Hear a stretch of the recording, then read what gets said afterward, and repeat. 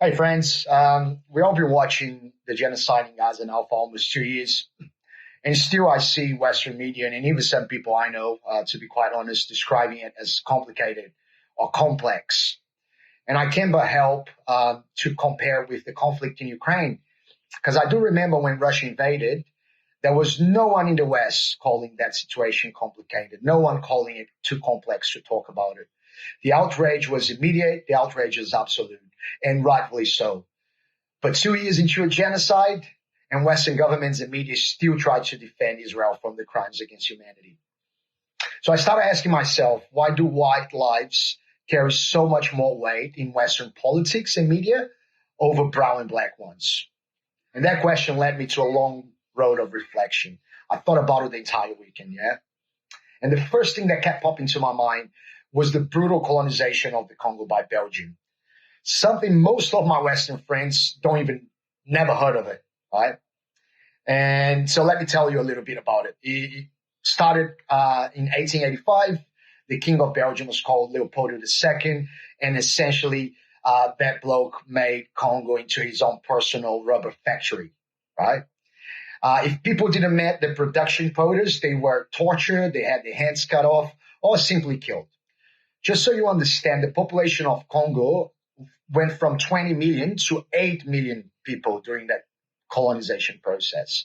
So that's up to 12 million people killed.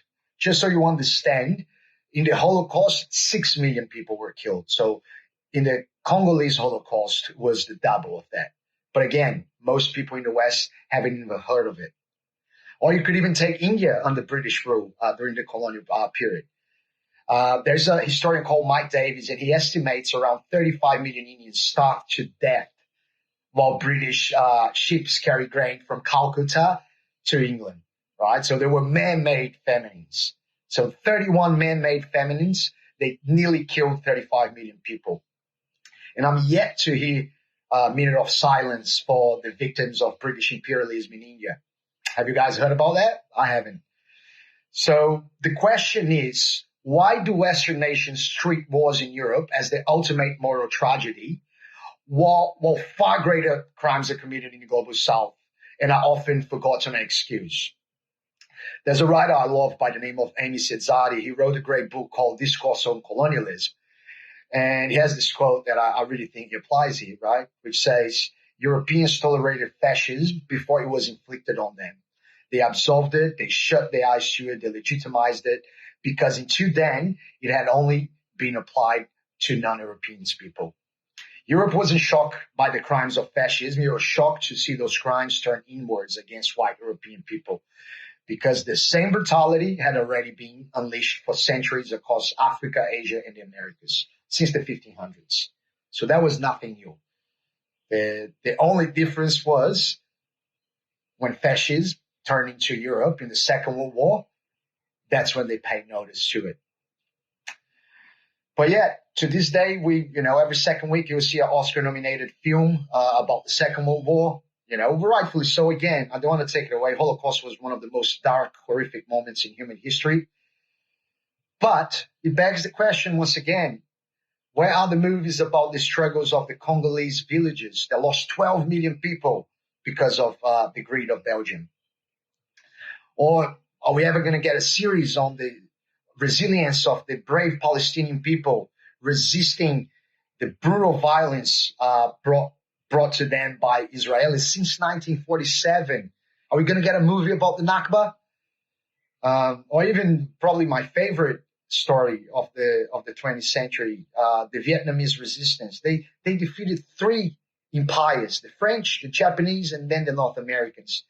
Yet, no movie about the brave Vietnamese farmers, right? Why there are different standards for outrage and mourning? That's something you should definitely ask yourself. All I'm asking my Western brothers and sisters is next time you reach out for the word complicated or complex, whether it's about Gaza, Congo, or Sudan, pretend they are in the West. Don't pretend they are in the global South. And see if it still be complicated and complex to you. Ask yourself, why do you think like that?